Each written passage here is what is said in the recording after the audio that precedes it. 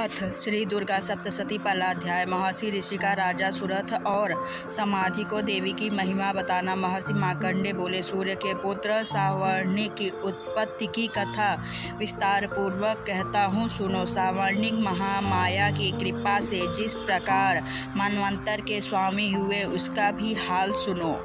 पहले स्वारोचिष नामक राज्य था। वह प्रजा को अपने पुत्र के समान मानते थे, तो भी कोला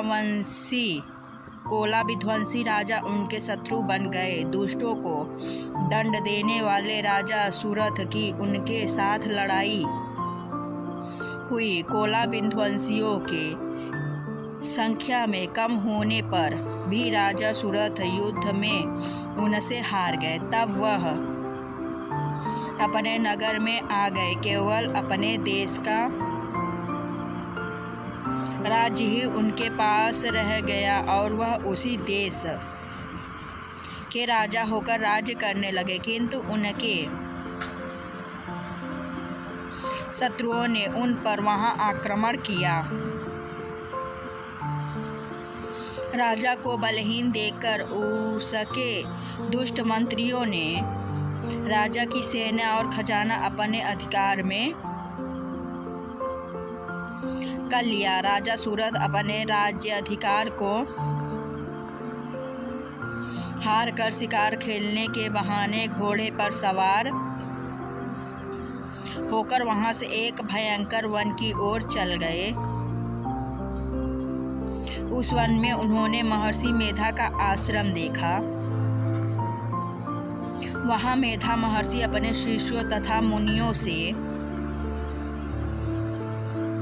सुशोभित बैठे हुए थे और वहां कितने ही हिंसक जीव परम शांति भाव से रहते थे। राजा सुरथ ने महर्षि मेधा को प्रणाम किया और महर्षि ने भी उनका उचित सत्कार किया। राजा सुरथ महर्षि के आश्रम में कुछ समय तक ठहरे। अपने नगर की ममता के आकर्षण से राजा अपने मन में सोचने लगे, पूर्व काल में पूर्वजों ने जिस नगर का पालन किया था वह आज मेरे हाथ से निकल गया। मेरे दुष्ट एवं दुरात्मा मंत्री मेरे नगर कि अब धर्म से रक्षा कर रहे होंगे या नहीं। मेरा नगर की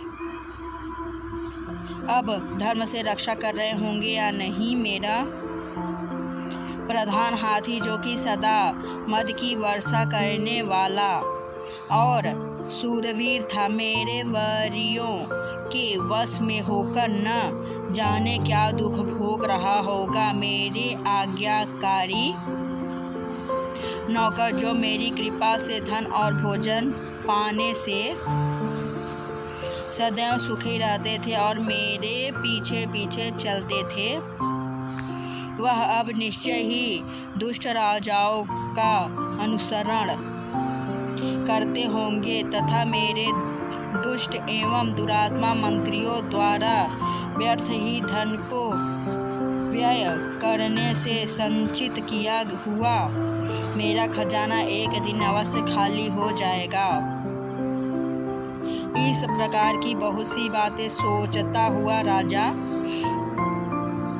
निरंतर दुखी रहने लगा। एक दिन राजा सुरथ ने महर्षि मेधा के आश्रम के निकट एक वैश्य को देखा। राजा ने उससे पूछा, भाई तुम कौन हो? यहाँ तुम्हारे आने का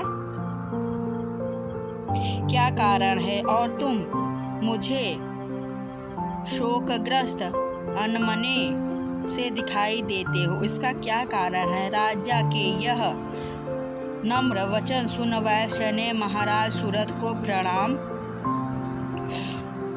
करके कहा। वैश्य बोला, राजन मेरा नाम समाधि है। मैं धनियों के कुल से उत्पन्न एक वैश्य हूँ। मेरे दुष्ट स्त्री पुत्रादिकों ने लोभ से मेरा सब धन छीन लिया और मुझे घर से निकाल दिया है। मैं इस तरह से दुखी होकर इस वन में चला आया हूँ और यहाँ रहता हुआ मैं इस बात को भी नहीं जानता कि अब घर में इस समय सब कुशल है या नहीं। यहाँ मैं अपने परिवार का आचरण संबंधी कोई समाचार नहीं पा सकता कि वह घर में इस समय कुशलतापूर्वक है या नहीं। मैं अपने पुत्रों के संबंध में यह भी नहीं जानता कि वह सदाचारी हैं या दुराचार में फंसे हुए हैं। राजा बोले, जिस धन के लोभी स्त्री पुत्रों ने तुम्हें घर से निकाल दिया है, फिर भी तुम्हारा चित्त उनसे क्यों प्रेम करता है?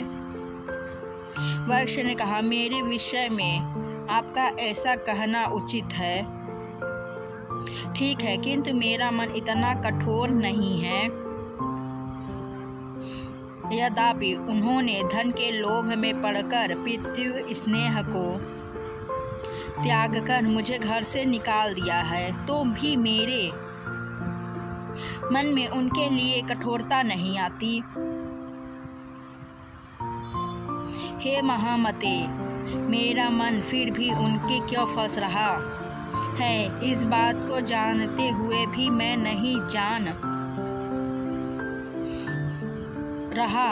मेरा चित्त उनके लिए दुखी है। मैं उनके लिए लंबी लंबी सांसें ले रहा हूँ। उन लोगों में प्रेम नाम को नहीं है, फिर भी ऐसे स्नेहियों के लिए मेरा हृदय कठोर नहीं होता। महर्षि मार्कंडेय जी ने कहा, हे ब्राह्मण। इसके पश्चात महाराज सुरथ और वह वैश्य दोनों महर्षि मेधा के समीप गए और उनके साथ यथायोग्य न्याय संभाषण करके दोनों ने वार्ता आरंभ की। राजा बोले, हे भगवान, मैं आपसे एक बात पूछना चाहता हूँ, सो आप कृपा करके मुझे बताइए। मेरा मन अधीर नहीं है, इससे मैं बहुत दुखी हूँ। राज्य धनादि की चिंता भी तक मुझे बनी हुई है और मेरी यह ममता अज्ञानियों की तरह बढ़ती ही जा रही है। और यह समाधि नामक वैश्य भी अपने घर से अपमानित होकर आया है। इसके स्वजनों ने भी इसे त्याग दिया है। स्वजनों से त्यागा हुआ भी यह उनसे हार्दिक प्रेम रखता है। इस तरह हम दोनों ही दुखी हैं।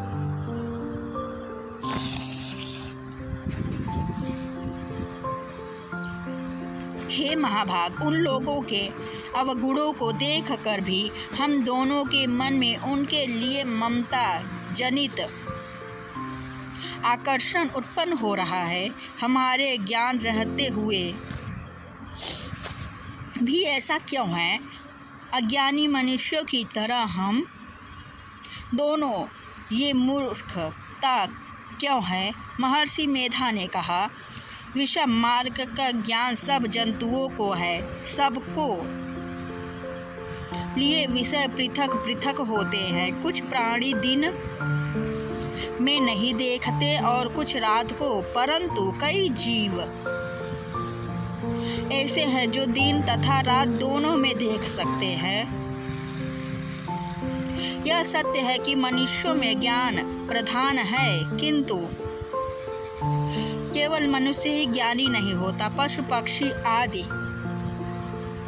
भी ज्ञान रखते हैं। जैसे यह पशु पक्षी ज्ञानी है, वैसे ही मनुष्यों का ज्ञान है, और जो ज्ञान मनुष्यों में वैसे ही पशु पक्षियों में है, तथा अन्य बातें भी दोनों में एक जैसी पाई जाती हैं। ज्ञान होने पर भी इन पक्षियों की ओर देखो कि अपने भूख से पीड़ित बच्चों की चोंच में कितने प्रेम से अन्न के दाने डालते हैं। हे राजन, ऐसा ही प्रेम मनुष्यों में अपनी संतान के प्रति भी पाया जाता है। लोभ के कारण अपने उपकार का बदला पाने के लिए मनुष्य पुत्रों की इच्छा करते हैं और इस प्रकार मोह के गड्ढे में गिरा रहते हैं। भगवान श्री हरि जी जो माया है, उसी से यह संसार मोहित हो रहा है। इसमें आश्चर्य की कोई बात नहीं, क्योंकि वह भगवान विष्णु की योग्य निंद्रा है। यह माया ही तो है जिसके कारण संसार मोह में जकड़ा हुआ है। यही महामाया भगवती देवी ज्ञानियों के चित्त को बलपूर्वक खींचकर मोह में डाल देती है और उसी के द्वारा संपूर्ण जगत की उत्पत्ति होती है। यही भगवती देवी प्रसन्न होकर मनुष्यों को मुक्ति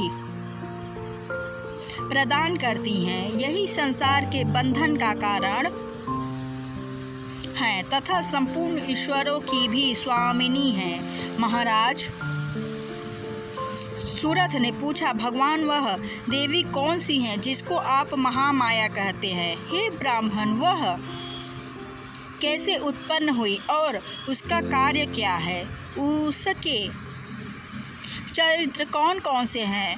प्रभु, उसका जैसा प्रभाव हो, जैसा स्वरूप हो, वह सब ही कृपा करके मुझसे कहिए, मैं आपसे सुनना चाहता हूँ। महर्षि मेधा बोले, राजन, वह देवी तो नित्य स्वरूपा है। उसके द्वारा यह संसार रचा गया है, तब भी उसकी उत्पत्ति अनेक प्रकार से होती है। वह सब आप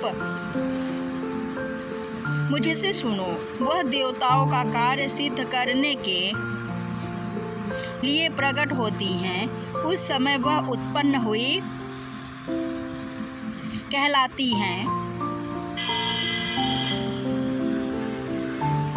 संसार को जलमय करके जब भगवान विष्णु योग निद्रा का आश्रय लेकर शेष शैया पर सो रहे थे, तब मधुकैटभ नाम के 2 असुर उनके कानों के मैल से प्रकट हुए और वह श्री ब्रह्मा जी को मारने के लिए तैयार हो गए। ब्रह्मा जी ने जब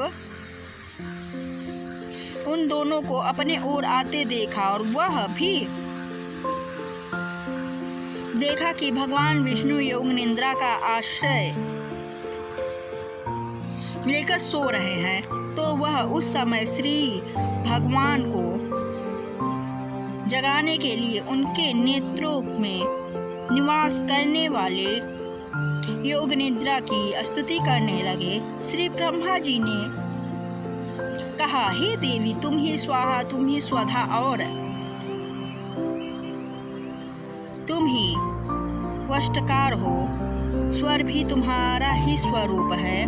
तुम ही जीवन देने वाली सुधा हो। नित्य अक्षर प्रणव में अकार, उकार, मकार, इन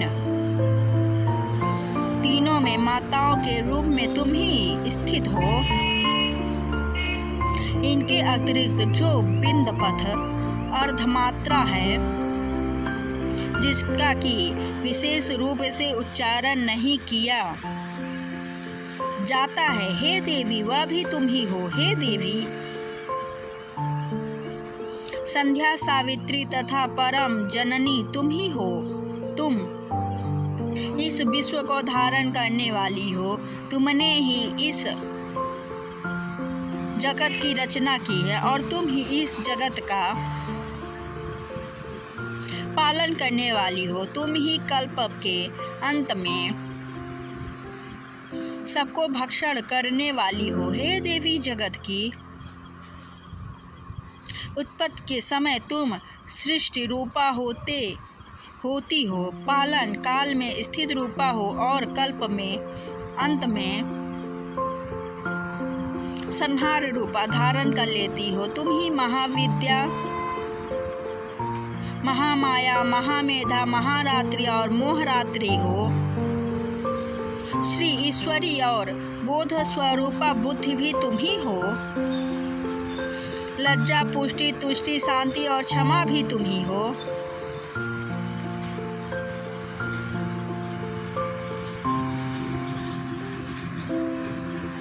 तुम खड्गधारिणी, शूलधारिणी, घोर रूपा तथा गदा, चक्र, शंख और धनुष को धारण करने वाली हो। बाण, भुसुंड और परिध यह भी तुम्हारे ही अस्त्र हैं। तुम सौम्य और सौम्यतर हो। यही नहीं बल्कि जितनी भी सौम्य तथा सुंदर वस्तुएं इस संसार में हैं, उन सब के बढ़कर सुंदर तुम हो। पर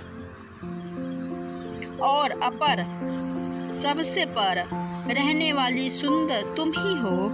हे सर्वस्वरूपे देवी, जो भी असत पदार्थ है और उनमें जो शक्ति है वह तुम ही हो।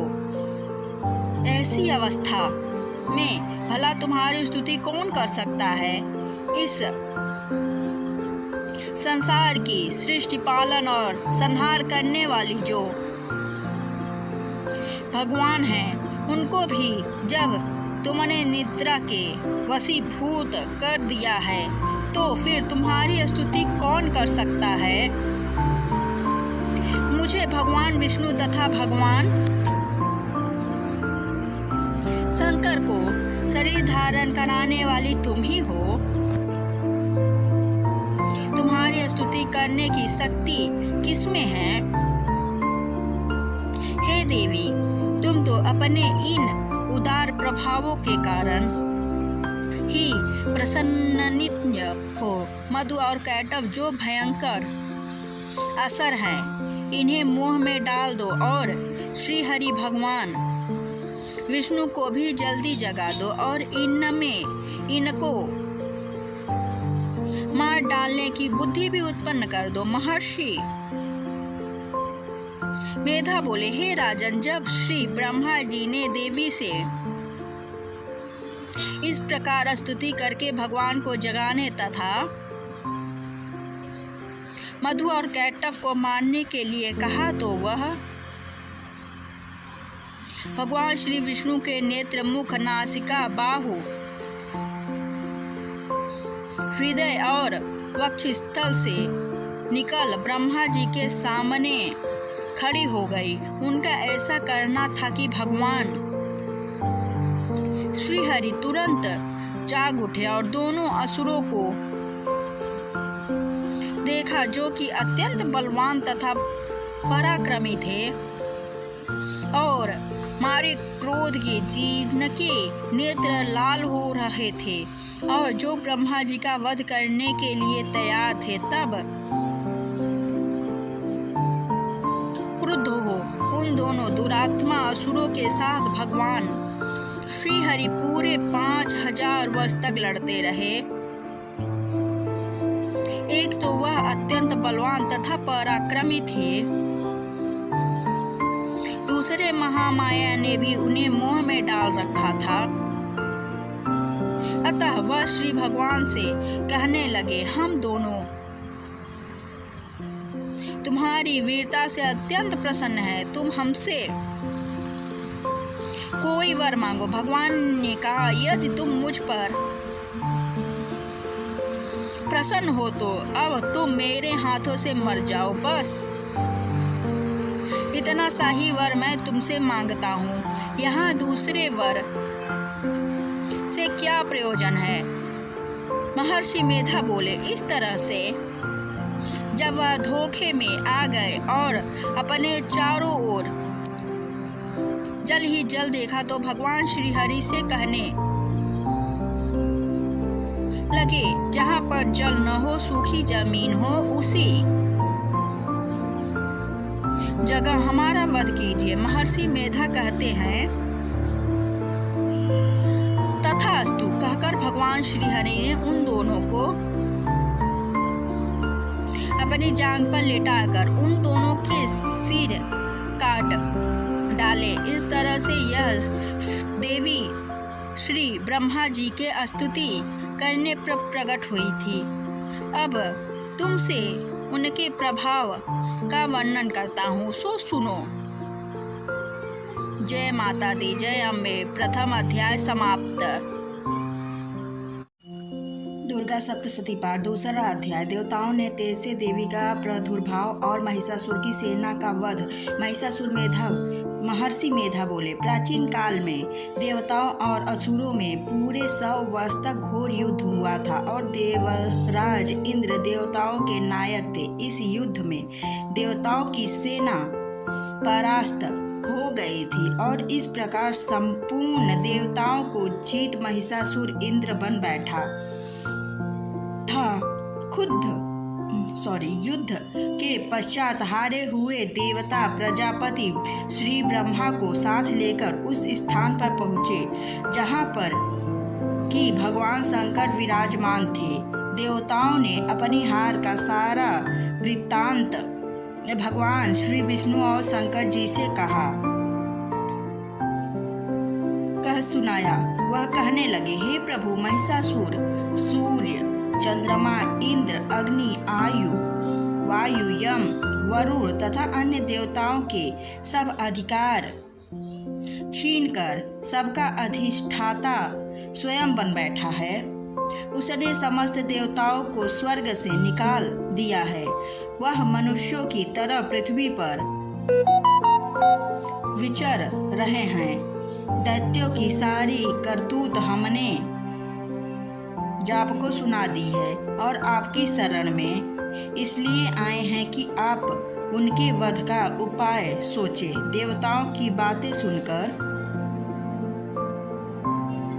भगवान श्री विष्णु और शंकर जी को दैत्यों पर बहुत गुस्सा आया। उनकी भौवें तन गई और आंखें लाल हो गई।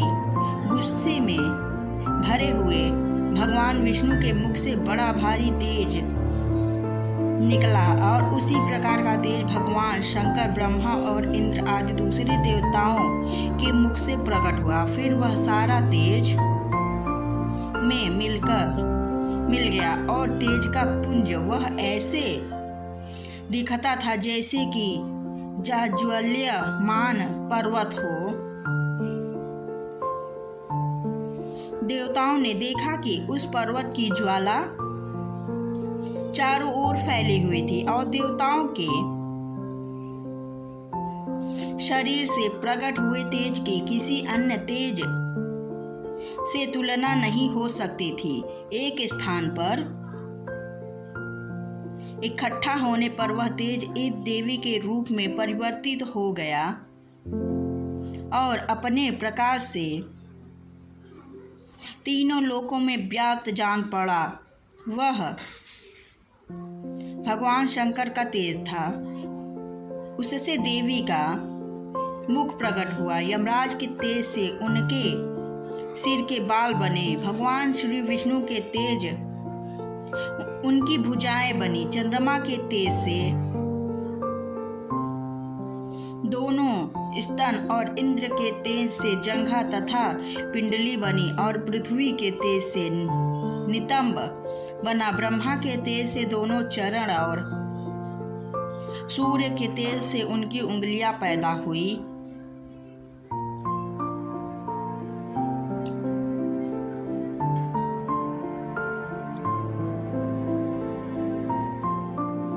असुरों के वसुओं के तेज से हाथों की उंगलियां एवं कुबेर के तेज से नासिका बनी। प्रजापति के तेज से उनके दांत और अग्नि के तेज से उनके नेत्र बने। संध्या के तेज से उनकी भव्य और वायु के तेज से उनके कान प्रकट हुए थे। इस प्रकार उस देवी का प्रादुर्भाव हुआ था।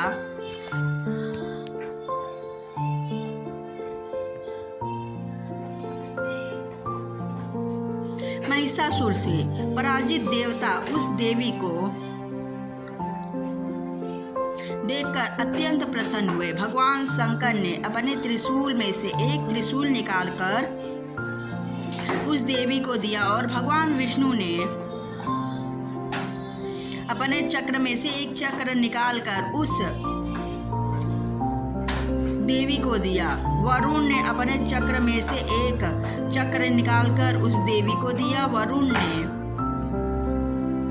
देवी को शंख भेंट किया। अग्नि ने इसे शक्ति दी। वायु ने उसे धनुष और बाण दिए। सहस्त्र नेत्रों वाले श्री देवराज इंद्र ने उसे अपने वज्र उत्पन्न करके वज्र दिया और ऐरावत हाथी का एक घंटा उतारकर देवी को भेंट दिया। देवराज ने उसे कालदंड में से एक दंड दिया। वरुण ने उसे पास दिया।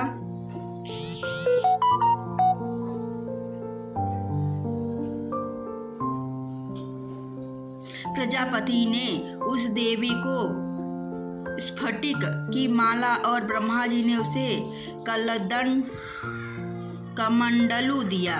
सूर्य ने देवी के समस्त रोमों में अपनी किरण का तेज भर दिया। काल ने उसे चमकती हुई ढाल और तलवार दी और उज्जवल हार और दिव्य वस्त्र उसे भेंट किए और इनके साथ ही उसने दिव्य चूड़ामणि दी। 2 कुंडल, कंकड़, उज्ज्वल अर्धचंद्र, बाहों के लिए बाजूबंद, चरणों के लिए नुपुर, गले के लिए सुंदर हंसली और अंगुलियों के लिए रत्नों से बनी हुई अंगूठी उसे दी। विश्वकर्मा ने उनको फरसा दिया और उसके साथ ही कई प्रकार के अस्त्र और अभेद कवच दिए और इसके अतिरिक्त उसने कभी न कुम्हलाने वाले सुंदर कमलों की माला भेंट की। समुद्र ने सुंदर कमल का फूल भेंट किया। हिमालय ने सवारी के लिए सिंह और तरह तरह के रत्न देवी को भेंट किए। यक्षराज कुबेर ने मधु से भरा हुआ पात्र और शेष नाग ने उन्हें बहुमूल्य मणियों से विभूषित नागहार भेंट किया। इसी तरह दूसरे देवताओं ने भी उसे आभूषण और अस्त्र देकर उनका सम्मान किया। इसके पश्चात देवी ने उच्च स्वर में गर्जना की। उसके इस भयंकर नाद से आकाश गूंज उठा। देवी का वह उच्च स्वर से किया हुआ सिंहनाद समा न सका। आकाश उसके सामने छोटा प्रतीत होने लगा। उससे बड़े जोर की प्रतिध्वनि हुई जिससे समस्त विश्व में हलचल मच गई और समुद्र कांप उठे, पृथ्वी डोलने लगी और सब पर्वत हिलने लगे।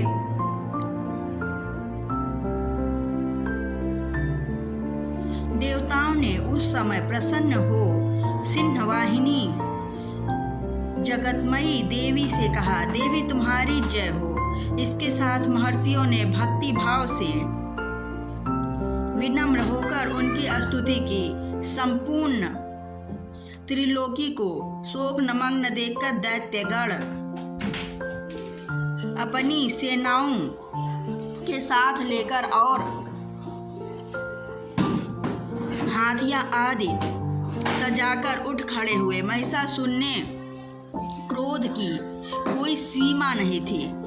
उसने क्रोध में भरकर कहा, यह सब क्या उत्पन्न है। फिर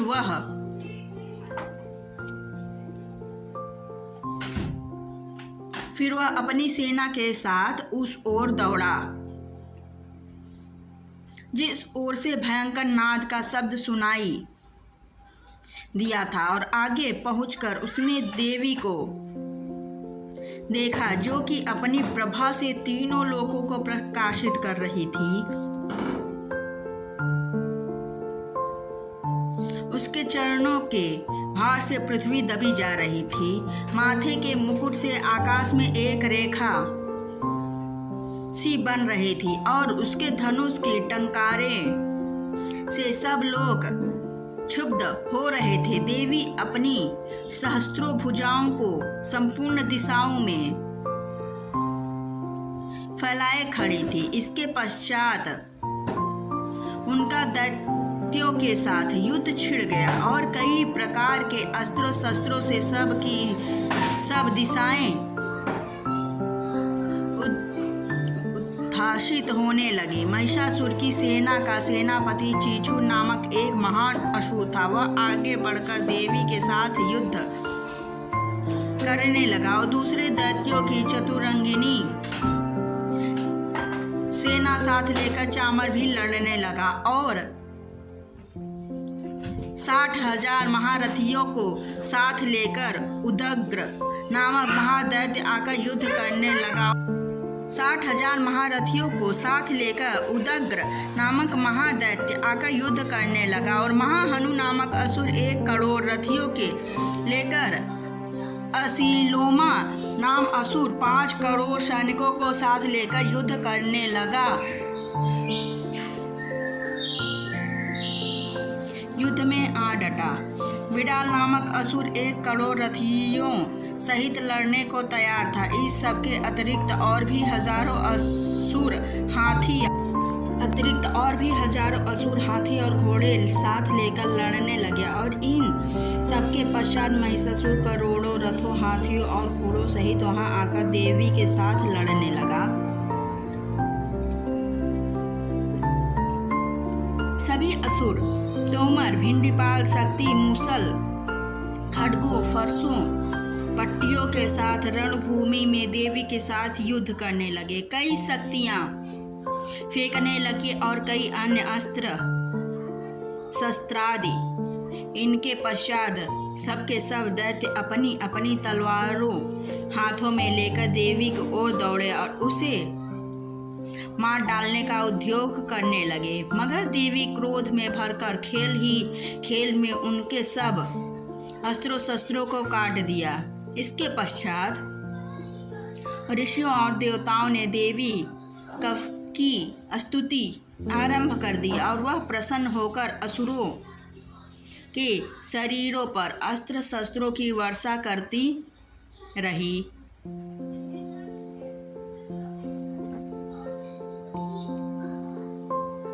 देवी का वाहन भी क्रोध में भरकर दैत्य सेना में इस प्रकार विचरने लगा जैसे कि वन में दावानल फैल रहा हो। युद्ध करती हुई देवी ने क्रोध में भरकर जितने श्वासों को छोड़ा वह तुरंत ही सैकड़ों हजारों गणों के रूप में परिवर्तित हो गए। फरसे, भिंडीपाल,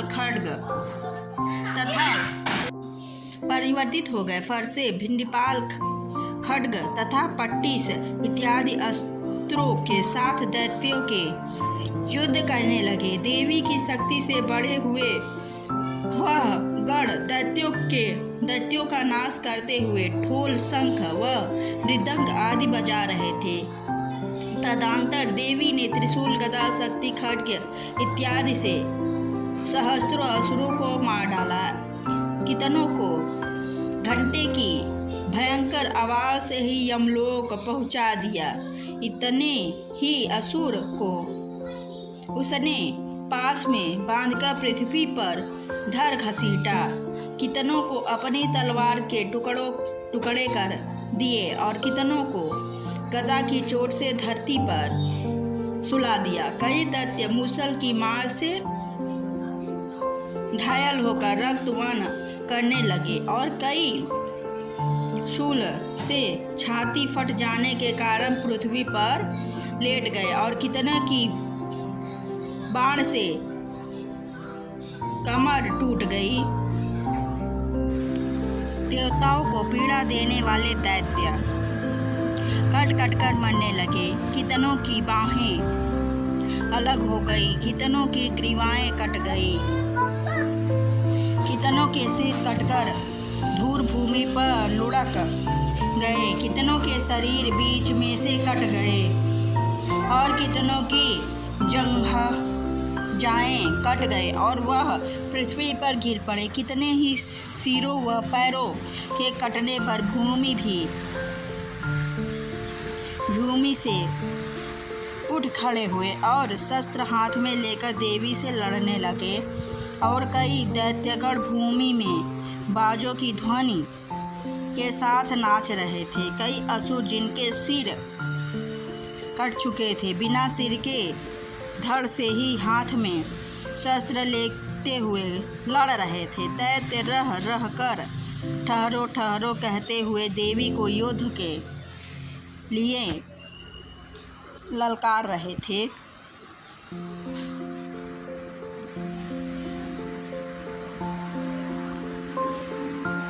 जहाँ पर यह घोर संग्राम हुआ था वहाँ की भूमि रथ, हाथी, घोड़े और असुरों की लाशों से भर गई थी और असुर सेना के बीच में रक्तपात होने के कारण रुधिर की नदी बह रही थी। इस तरह देवी ने असुरों की विशाल सेना को क्षण भर में इस तरह से नष्ट कर डाला जैसे तृण काष्ठ के बड़े समूह को अग्नि नष्ट कर डालती है और देवी का सिंह भी गर्दन के बालों को हिलाता। ऐसा असुर की सेना नष्ट होते देख उसका सेनापति चिछुर दूर जाकर खड़ा हो गया।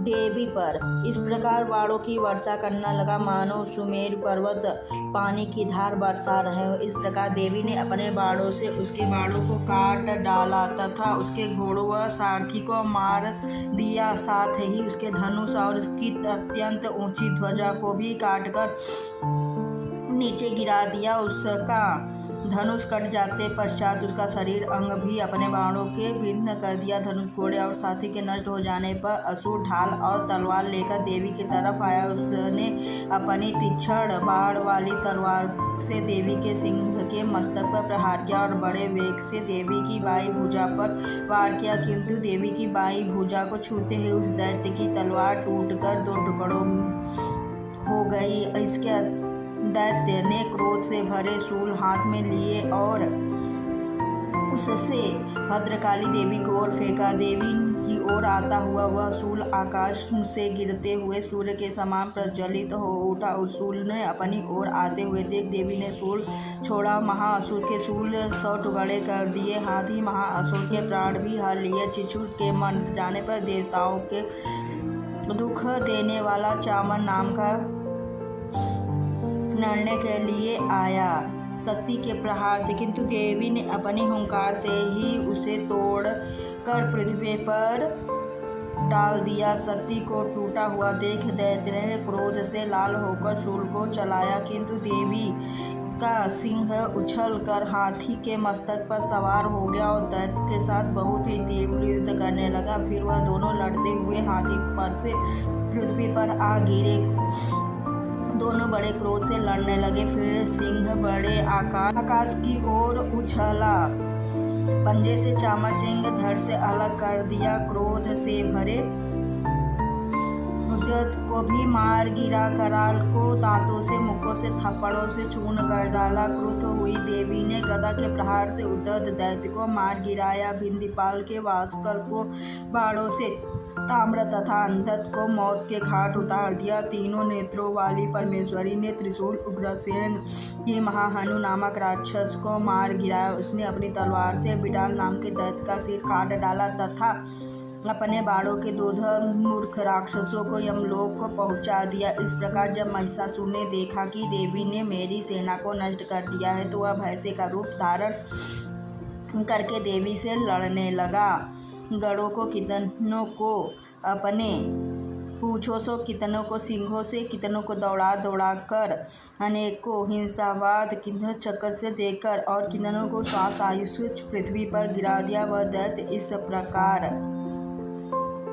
गढ़ों को गिराने लगा, देवी से मार करने लगा। इस पर देवी ने बड़ा गुस्सा आया। उधर दैत्य भी क्रोध से भरकर खूरों के खोदने लगा और सिंहों की पर्वत को उखाड़कर धरती पर फेंकने लगा। मुख के शब्द करने लगा। महिषासुर के वेग के चक्कर को कारण पृथ्वी छुड़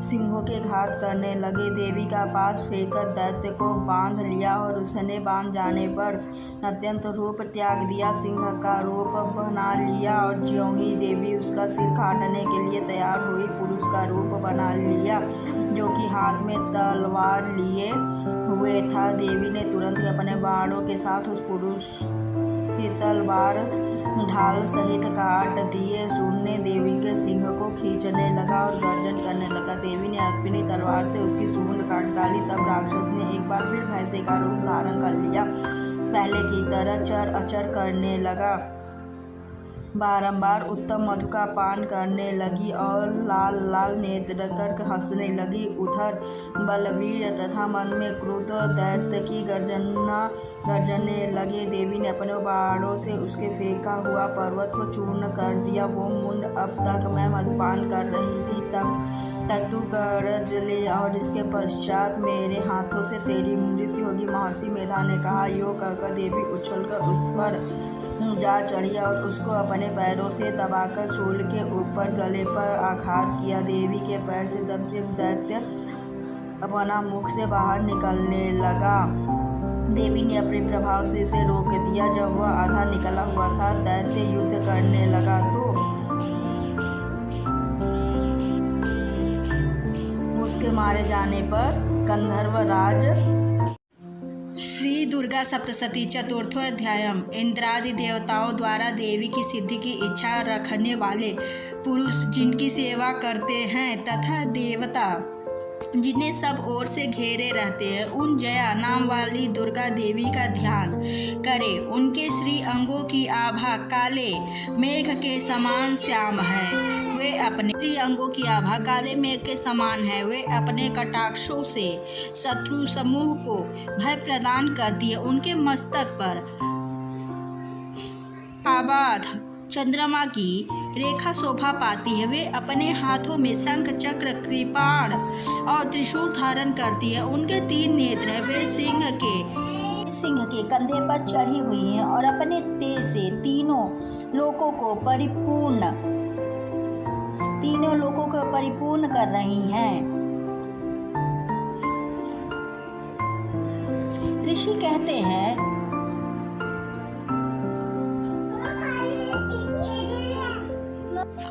अत्यंत पराक्रमी दुरात्मा महिषासुर तथा उनकी दैत्य सेना के देवी के हाथ से मारे जाने पर इंद्र आदि देवता प्रणाम के लिए गर्दन तथा कंधे झुकाकर उन भगवती दुर्गा का उत्तम वचनों द्वारा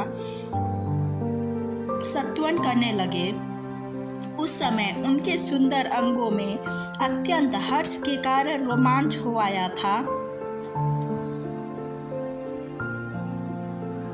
देवता बोले, संपूर्ण देवताओं की शक्ति का समुदाय ही जिनका स्वरूप है तथा जिन देवी ने अपनी शक्ति से संपूर्ण जगत को व्याप्त कर रखा है, समस्त देवताओं और महर्षियों की पूजनीय उन जगदम्बा को हम भक्ति पूर्वक नमस्कार करते हैं। वे हम लोगों का कल्याण करें।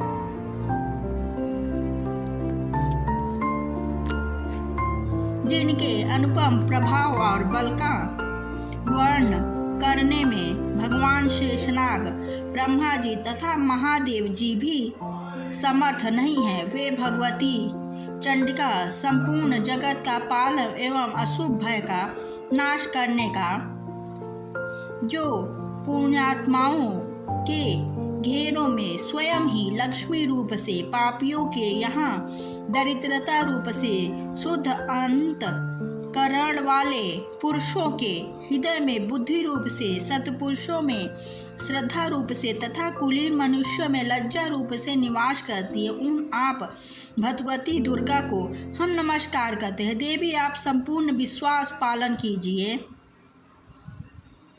देवी, आपके इस अचिंत्य रूप का, असुरों का नाश करने वाले भारी पराक्रम का तथा समस्त देवताओं और दैत्यों के समक्ष युद्ध में प्रकट किए हुए आपके अद्भुत चरित्रों का हम किस प्रकार वर्णन करें। आप संपूर्ण जगत की उत्पत्ति में कारण हैं। आप में सत्व गुण, रजोगुण और तमोगुण, ये तीनों गुण मौजूद हैं, तो भी दोषों के साथ आपका संसर्ग नहीं जान पड़ता। भगवान विष्णु और महादेव जी आदि देवता भी आपका पार नहीं पाते। आप ही सबका आश्रय हैं। यह समस्त जगत आपका अंशभूत है, क्योंकि आप सबकी आद्भूत अव्यकृता परा प्रकृति है। देवी संपूर्ण यज्ञों में जिसके उच्चारण से सब देवता तृप्ति लाभ करते हैं, वह स्वाहा आप ही हैं। इसके अतिरिक्त आप पितरों की भी तृप्ति का कारण हैं। एवं सब लोगों आपको स्वधा भी कहते हैं। देवी जो मोक्ष की प्राप्ति का साधन है, अचिंत्य महाव्यय स्वरूपा है। समस्त दोषों से रहित जितेंद्रिय तत्व को ही असार स्तुति मानने वाले तथा मोक्ष की अभिलाषा रखने वाले मानी जन जिनका अभ्यास करते हैं, आप शुद्ध रूपता है। अत्यंत निर्मल ऋग्वेद, यजुर्वेद तथा उद्दिक्त में मनोहर पदों में पाठ से युक्त सामवेद का भी आधार आप ही हैं। आप देवी यत्री हैं, भगवती हैं। इस विश्व की उत्पत्ति एवं पालन के लिए आप ही वार्ता के रूप में प्रकट हुई हैं। आप संपूर्ण जगत की घोर पीड़ा का नाश करने वाली हैं।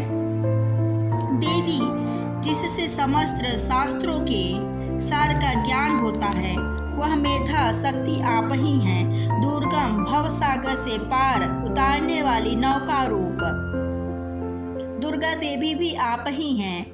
आपकी कहीं भी आसक्ति नहीं है।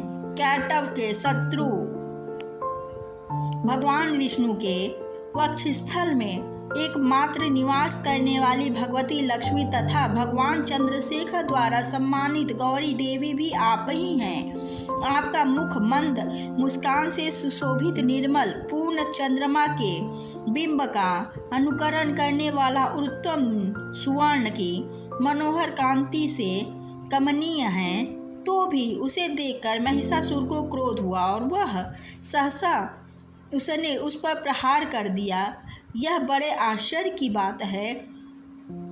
देवी वह मुख जब क्रोध से युक्त होने पर उदय काल के चंद्रमा की भांति लाल और तनी हुई भौंवों के कारण विकराल हो उठा, तब उसे देखकर जो महिषासुर के प्राण तुरंत नहीं निकल गए, यह उससे भी बड़ा आश्चर्य की बात है। क्योंकि क्रोध में भरे हुए यमराज को देखकर भला कौन जीवित रह सकता है। देवी आप प्रसन्न हो। परमात्मा स्वरूपा आपके प्रसन्न होने पर जगत का अभ्युदय होता है और क्रोध में भर जाने पर आप तत्काल ही कितने कुलों का सर्वनाश कर डालती हैं। यह बात अभी अनुभव में आई है, क्योंकि महिषासुर की यह विशाल सेना क्षण भर में आपने कोप से नष्ट हो गई। सदा अभ्युदय प्रदान करने वाली आप जिन पर प्रसन्न रहती हैं, वे ही देश में सम्मानित है। उन्हीं को धन और यश की प्राप्ति होती है। उन्हीं का धर्म कभी शिथिल नहीं होता तथा वे ही अपने हिष्ट पुष्ट स्त्री पुत्र और भृत्यों के साथ धन्य माने जाते हैं। देवी आपकी ही कृपा से पुण्यात्मा पुरुष प्रतिदिन अत्यंत श्रद्धापूर्वक सदा सब प्रकार के धर्मानुकूल कर्म करता है और उसके प्रभाव से स्वर्गलोक में जाता है। इसलिए आप तीनों लोकों में निश्चय ही मनवांछित फल देने वाली हैं। माँ दुर्गे आप स्मरण करने पर सब प्राणियों का भय हल लेती हैं और स्वस्थ पुरुषों द्वारा चिंतन करने पर उन्हें परम कल्याणमयी बुद्धि प्रदान करती हैं। दुख दरिद्रता और भय हरने वाली देवी आपके सिवा दूसरी कौन है जिसका चित्त सबका उपकार करने के लिए सदा दयात रहता हो। देवी, इस राक्षसों के मारने से संसार को सुख मिले तथा ये राक्षस चिरकाल तक नरक में रहने के लिए भले ही पाप करते रहे हों, इस समय संग्राम में मृतकों को प्राप्त होकर स्वर्गलोक में जाएं। निश्चय ही यही सोचकर आप शत्रुओं का वध करती हैं। आप शत्रुओं पर शस्त्रों का प्रहार क्यों करती है? समस्त असुरों को दृष्टिपात मात्र से ही भस्म क्यों नहीं कर देती? इसमें एक रहस्य है। ये शत्रु भी हमारे शस्त्रों से पवित्र होकर उत्तम लोकों में जाएं। इस प्रकार उनके प्रति भी आपका विचार अत्यंत उत्तम रहता है। खड्ग के तेज पुंज की भयंकर दीप्ति से तथा आपके त्रिशूल के अग्रभाग की धनीभूत प्रभा से चौंधी आकर जो असुरों की आंखें फूट नहीं गई, उसके कारण यही था कि वे मनोहर रश्मियों से युक्त चंद्रमा के समान आनंद प्रदान करने वाले आपके इस सुंदर मुख का दर्शन करते थे। देवी, आपका शील दुराचारियों के बुरे बर्ताव की दूर करने वाला है। साथ ही यह रूप ऐसा है जो कभी चिंतन में भी नहीं आ सकता और जिसकी कभी दूसरों से तुलना भी नहीं हो सकता, तथा आपका बल और पराक्रम तो उन दैत्यों का भी नाश करने वाला है जो कभी देवताओं के पराक्रम को भी नष्ट कर चुके थे।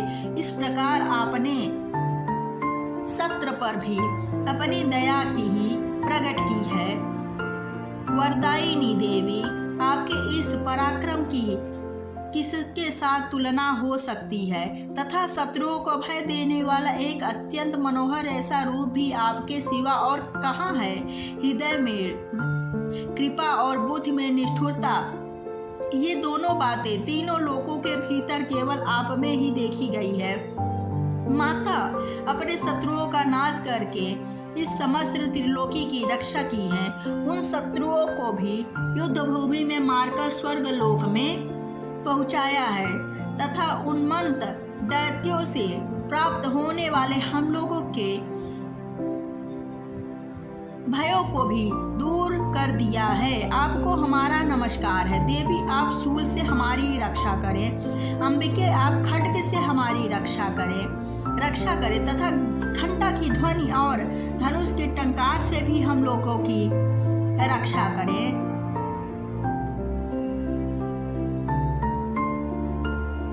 चंडिके, पूर्व, पश्चिम और दक्षिण दिशा में आप हमारी रक्षा करें तथा ईश्वरी, अपने त्रिशूल को घुमाकर आप उत्तम दिशा में भी हमारी रक्षा करें।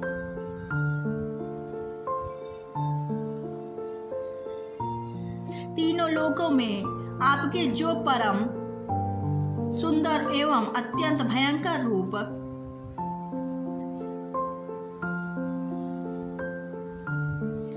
आप हमारी तथा इस भोर लोक की रक्षा करें। अंबिके, आपके कर पल्लवों में शोभा पाने वाले खड्ग, शूल और गदा आदि जो जो अस्त्र हों, उन सब के द्वारा आप सब ओर से हम लोगों की रक्षा करें। ऋषि कहते हैं,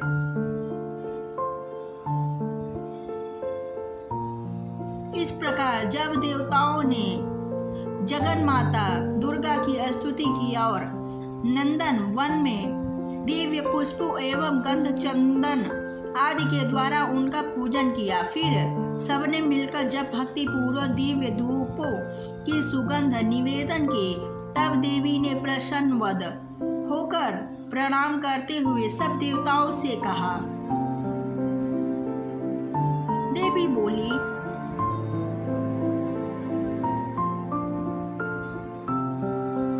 देवताओं, तुम सब लोग मुझसे जिस वस्तु की अभिलाषा रखते हो उसे मांगो।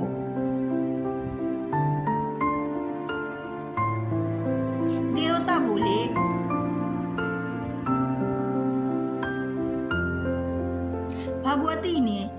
तुम्हारी सब इच्छा पूर्ण कर दी। अब कुछ भी बाकी नहीं है, क्योंकि हमारा यह शत्रु महिषासुर मारा गया। महेश्वरी, इतने पर भी यदि आप हमें और वर देना चाहती हैं तो हम जब जब आपका स्मरण करें तब तब आप दर्शन देकर हम लोगों को महान संकट दूर कर दिया करें, तथा प्रसन्न मुखी अंबिके, जो मनुष्य इस स्तोत्रों द्वारा आपकी स्तुति करे उसे वित्त, समृद्धि और वैभव देने के साथ ही उनकी धन और स्त्री आदि संपत्ति को भी बढ़ाने के लिए आप सदा हम पर प्रसन्न रहें। ऋषि कहते हैं, राजन, देवताओं ने जब अपने तथा जगत के कल्याण के लिए भद्रकाली देवी को इस प्रकार प्रसन्न किया, तब वे तथास्तु कहकर वही अंतर ध्यान हो गई। भूपाल, इस प्रकार पूर्व काल में तीनों लोकों का हित चाहने वाली देवी जिस प्रकार देवताओं के शरीरों से प्रकट हुई थी, वह सब कथा मैंने कह सुनाई। अतः पुनः देवताओं का उपकार करने वाली वे देवी दुष्ट दैत्यों तथा शुंभ निशुंभ का वध करने एवं सब लोगों की रक्षा करने के लिए गौरी देवी के शरीर से जिस प्रकार प्रकट हुई थी, वह सब प्रसंग मेरे मुंह से सुनो। मैं उसका तुमसे यथावत वर्णन करता हूँ। इस प्रकार श्री मार्कंडेय पुराण में सार्वणिक मनवांतरिक कथा के अंतर्गत देवी महात्म्य सकृद्युत नामक चौथा अध्याय पूर्ण हुआ। दुर्गा सप्तशती पंचोध्याय। देवताओं द्वारा देवी की स्तुति। चंड मुंड के मुख से अंबिका के रूप की प्रशंसा सुनकर शुभ का उसके पास दूध भेजना और दूध का निराश लौटना। ओम, इस उत्तम चरित्र के रुद्र ऋषि हैं, महासरस्वती देवता है, अनुष्ठुप छंद है, भीमा शक्ति है, भ्रामरी बीज है, सूर्य तत्व है और सामवेद स्वरूप है। महाराज सरस्वती की प्रशंसा के लिए उत्तम चरित्र के पाठ में इसका विनियोग किया जाता है, जो अपने कर कमलों में घंटा, शूल, हल, शंख, मूसल, चक्र, धनुष और बाण धारण करती हैं। शरद ऋतु में शोभा संपन्न चंद्रमा के समान जिनकी मनोहर कांति है, जो तीनों लोकों की आधाभूता और शुंभ आदि दैत्यों का नाश करने वाली है, तथा गौरी के शरीर से जिनका प्रत्यक्ष हुआ है, उन महासरस्वती देवी का मैं निरंतर भजन करती हूँ। ऋषि कहते हैं, पूर्व काल में शुंभ और निशुंभ नामक असुरों ने अपने बल के घमंड में आकर सचिपति इंद्र के हाथ से तीनों लोकों का राज्य और यज्ञ भाग छीन लिए। वे ही दोनों सूर्य, चंद्रमा, कुबेर, यम और वरुण के अधिकार का भी उपयोग करने लगे। वायु और अग्नि का कार्य भी वे ही करने लगे। उन दोनों ने जब देवताओं को अपमानित, राज्य भ्रष्ट, पराजित तथा अधिकारहीन करके स्वर्ग से निकाल दिया, उन दोनों ने महान असुरों के तिरस्कृत देवताओं ने अपराजिता देवी का स्मरण किया और सोचा, जगदम्बा ने हम लोगों को वर दिया था कि आपत्ति काल में स्मरण करने पर मैं तुम्हारी सब आपत्तियों का तत्काल नाश कर दूंगी। यह विचार कर देवता गिरिराज हिमालय पर गए और वहां भगवान विष्णु माया की स्तुति करने लगे। देवता बोले, देवी को नमस्कार है, महादेवी शिवा को सर्वदा नमस्कार है, प्रकृति एवं भद्रा को प्रणाम है। हम लोग नियम पूर्वक जगदम्बा को नमस्कार करते हैं। रौद्रा को नमस्कार है, नित्या, गौरी एवं धात्री को बारंबार नमस्कार है। ज्योत्सनामयी, चंद्र रूपिणी एवं सुख स्वरूपा देवी को सतत प्रणाम है। शरणागति का कल्याण करने वाली वृष्टि एवं सिद्ध रूपा देवी को हम बारंबार नमस्कार करते हैं। नैऋति राजाओं की लक्ष्मी तथा सर्वाणी स्वर रूपा आप जगदम्बा को बार बार नमस्कार करते हैं। दुर्गा दुर्गपाला सारा सर्वकारिणी ख्याति कृष्णा और घूम्र देवी को सर्वदा नमस्कार। अत्यंत सौम्य तथा अत्यंत रौद्र रूपा देवी को हम नमस्कार करते हैं, उन्हें हमारा बारंबार प्रणाम है। जगत की अध्यर्भूता कृता की देवी को बारंबार नमस्कार। हे देवी सब प्राणियों में विष्णु माया के नाम से कही जाती है, उनको नमस्कार है, उनको नमस्कार है, उनको बारंबार नमस्कार है। जो देवी सब प्राणियों में चेतना कहलाती है, उनको नमस्कार है, उनको नमस्कार है, उनको बारंबार नमस्कार है। जो देवी सब प्राणियों में बुद्धि रूप से स्थित है, उनको नमस्कार है, उनको नमस्कार है, उनको बारंबार नमस्कार है। जो देवी सब प्राणियों में निद्रा रूप से स्थित है, उनको नमस्कार है, उनको नमस्कार है, उनको बारंबार नमस्कार है। जो देवी सब प्राणियों में क्षुद्र रूप से स्थित है, उनको नमस्कार है, उनको नमस्कार है, उनको बारंबार नमस्कार है। जो देवी सब प्राणियों में छाया रूप से स्थित है, उनको नमस्कार है, उनको नमस्कार है, उनको बारंबार नमस्कार है।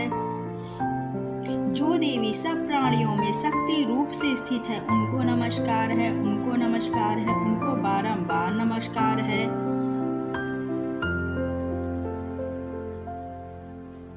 जो देवी सब प्राणियों में तृष्णा रूप से स्थित है, उनको नमस्कार है, उनको नमस्कार है, उनको बारंबार नमस्कार है।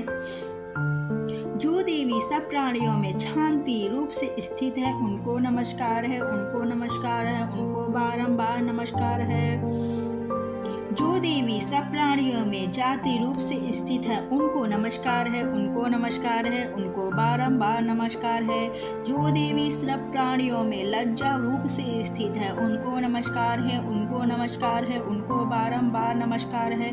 जो देवी सब प्राणियों में शांति रूप से स्थित है, उनको नमस्कार है, उनको नमस्कार है, उनको बारंबार नमस्कार है। जो देवी सब प्राणियों में श्रद्धा रूप से स्थित है, उनको नमस्कार है, उनको नमस्कार है, उनको बारंबार नमस्कार है। जो देवी सब प्राणियों में कांति रूप से स्थित है, उनको नमस्कार है, उनको नमस्कार है, उनको बारंबार नमस्कार है। जो देवी सब प्राणियों में लक्ष्मी रूप से स्थित है, उनको नमस्कार है, उनको नमस्कार है, उनको बारंबार नमस्कार है। जो देवी सब प्राणियों में भांति रूप से स्थित है, उनको नमस्कार है, उनको नमस्कार है, उनको नमस्कार है। जो जीवों में इंद्र वर्ग की अधिराष्ट्रीय देवी एवं सब प्राणियों में व्याप्त रहने वाली है, उन व्याप्ति देवी को बारंबार नमस्कार है। जो देवी चैतन्य से इस संपूर्ण जगत को व्याप्त करने स्थित है, उनको नमस्कार है, उनको नमस्कार है, उनको बारंबार नमस्कार है। पूर्व काल में अपने अभीष्ट की प्राप्ति होने से देवता ने जिनकी स्तुति की तथा देवराज इंद्र ने बहुत दिनों तक जिनकी सेवा किया, वह कल्याण की साधन भूता ईश्वरी हमारी कल्याण और मंगल कर था तथा आपत्तियों का नाश कर डालने की दैत्यों से सताए हुए हम सभी देवता जिन परमेश्वरी को इस समय नमस्कार करते हैं तथा जो भक्ति से विनम्र पुरुषों द्वारा स्मरण की जाने पर तत्काल ही संपूर्ण विपत्तियों का नाश कर देती हैं, वे जगदम्बा हमारा संकट दूर करे। ऋषि कहते हैं, राजन, इस प्रकार जब देवता स्तुति कर रहे थे उस समय पार्वती देवी गंगा जी में जल स्नान करने के लिए वहां आई थी। उस सुंदर भव्य वाली भगवती ने देवताओं से पूछा, आप लोग यहाँ किसकी स्तुति कर रहे हैं?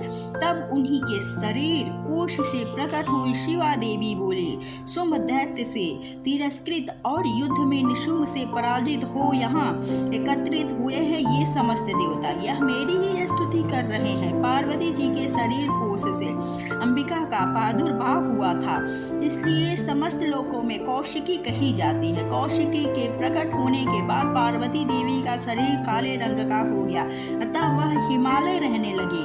कालिका देवी ने हमसे विख्यात हुई। तदंतर शुंभ निशुंभ के भृतक चंड मुंड वहां आए और उन्होंने परम मनोहर रूप धारण करने वाली अंबिका देवी को देखा। फिर वे शुंभ के पास जाकर बोले, महाराज, एक अत्यंत मनोहर स्त्री है जो अपनी दिव्य कांति से हिमालय को प्रकाशित कर रही है। वैसा उत्तम रूप कहीं किसी ने भी नहीं देखा होगा। असुरेश्वर, पता लगाइए वह देवी कौन है और उसे ले लीजिए। स्त्रियों में तो वह रत्न है, उसका प्रत्येक अंग बहुत ही सुंदर है तथा वह अपने श्री अंगों की प्रभा से संपूर्ण दिशाओं में प्रकाश फैला रही है। दैत्यराज, अभी वह हिमालय पर ही मौजूद है, आप उसे देख सकते हैं। प्रभु, तीनों लोकों में मणि, हाथी और घोड़े आदि जितने भी रत्न हैं, वे सब इस समय आपके घर में शोभा पाते हैं। हाथियों में रत्नभूत ऐरावत, यह पराजिता वृक्ष और एक उच्च स्व घोड़ा, यह सब आपके इंद्र से ले लिया है। हंसों से जुटा हुआ यह विमान भी आपने आंगन में शोभा पाता है। यह रत्नभूत अद्भुत विमान जो पहले ब्रह्मा जी ने के पास था, अब आपके यहाँ लाया गया है। यह महापद नामक निधि आप कुबेर से छीन लाए हैं। समुद्र ने भी आपको किंजलिनी नाम की माला भेंट की है, जो केसरों में सुशोभित है और जिसके कमल कभी कुम्हलाते नहीं हैं। सुवर्ण की वर्षा करने वाला वरुण का छत्र भी आपके घर में शोभा पाता है तथा यह सर्वश्रेष्ठ जो पहले प्रजापति के अधिकार में था, अब आपके पास मौजूद है। दैत्येश्वर मृत्यु की उत्तांति नाम वाली शक्ति भी आपने छीन ली है तथा वरुण का पास और समुद्र में होने वाले सब प्रकार के रत्न आपके भाई निशुम्भ ने अधिकार में है। अग्नि ने स्वतः शुद्ध किए हुए 2 वस्त्र आपकी सेवा में अर्पित किए हैं। दैत्यराज, इस प्रकार सभी रत्न आपके एकत्र कर लिए हैं। फिर जो यह स्त्रियों में रत्न रूपा कल्याणमयी देवी है, इसे आप क्यों नहीं आपके अधिकार में कर लेते? ऋषि कहते हैं, चंड मुंड यह वचन सुनकर शुंभ ने महादैत्य सुग्रीव को दूत बनाकर देवी के पास भेजा और कहा, तुम मेरी आज्ञा से उनके सामने ये बातें कहना और ऐसा उपाय करना जिससे प्रसन्न होकर वह शीघ्र ही यहाँ आ जाए। वह दूत पर्वत के अत्यंत रमणीय प्रदेश में जहाँ देवी मौजूद थी गए और मधुर वाणी में कोमल वचन बोला। दूत बोला, देवी दैत्यराज शुंभ इस समय तीनों लोकों में परमेश्वर हैं। मैं उन्हीं का भेजा हुआ दूत हूँ और यहाँ तुम्हारे ही पास आया हूँ। उनकी आज्ञा सदा सब देवता एवं स्वयं स्वर से मनाते हैं, कोई उनका उल्लंघन नहीं कर सकता। वे संपूर्ण देवताओं को परास्त कर चुके हैं। उन्होंने तुम्हारे लिए जो संदेश दिया है उसे सुनो। संपूर्ण त्रिलोकी मेरे अधिकार में है, देवता भी मेरी आज्ञा के अधीन चलते हैं। संपूर्ण यज्ञों के भागों को मैं ही पृथक पृथक भोगता हूँ।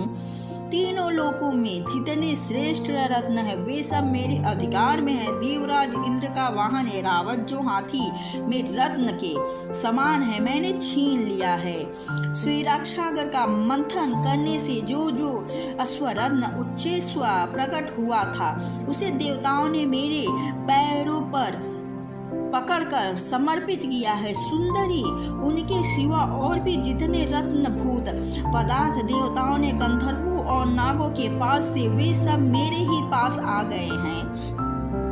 देवी, हम लोग तुम्हें संसार की स्त्रियों में रत्न मानते हैं, अतः तुम हमारे पास आ जाओ, क्योंकि रत्नों का उपयोग करने वाला हम ही हैं।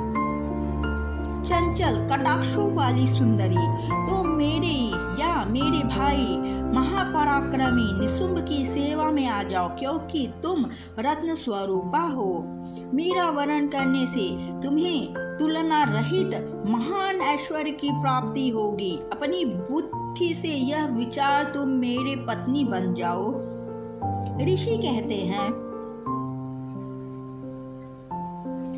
दूतों के योग कहने पर कल्याणमयी भगवती दुर्गा देवी जिस इस जगत को धारण करती है, मन ही मन गंभीर भाव से मुस्कुराई और इस प्रकार बोली। देवी ने कहा, दूत, तुमने सत्य कहा है, इससे तनिक भी मिथ्या नहीं है। शुंभ तीनों लोकों का स्वामी है और निशुंभ भी उसी के समान पराक्रमी है, किंतु इस विषय में मैंने जो प्रतिज्ञा कर ली है उसे मिथ्या कैसे करूं? मैंने अपनी अल्प बुद्धि के कारण पहले से जो प्रतिज्ञा कर रखी है उसे सुनो। जो मुझे संग्राम में जीत लेगा, जो मेरे अभिमान को चूर्ण कर देगा तथा संसार में जो मेरे समान बलवान होगा वही मेरा स्वामी होगा। इसलिए शुंभ अथवा महादैत्य निशुंभ स्वयं ही यहाँ पधारे, मुझे जीतकर शीघ्र ही मेरा बलि ग्रहण कर ले। इसमें विलंब की क्या आवश्यकता है? तुम घमंड में भरी हो, मेरे सामने ऐसी बातें न करो।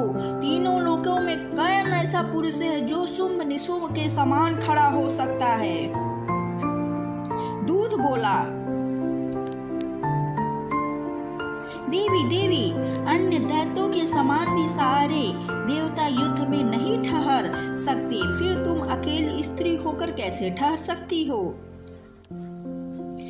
जिन शुंभ आदि दैत्यों के सामने इंद्र आदि सब देवता भी युद्ध में खड़े नहीं हुए, उनके सामने तुम स्त्री होकर कैसे जाओगी?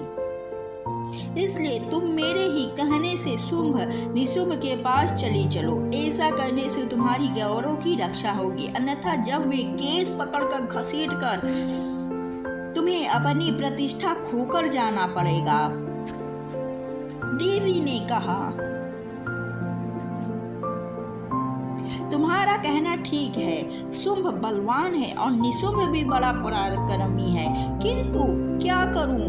मैंने पहले ही बिना सोचे समझे प्रतिज्ञा कर ली है, अतः अब तुम जाओ। मैंने तुमसे जैसा कहा है वह सब दैत्यराज से आदर पूर्वक कहना, फिर वे जो उचित समझे वो करें। इस प्रकार श्री मार्कंडेय पुराण में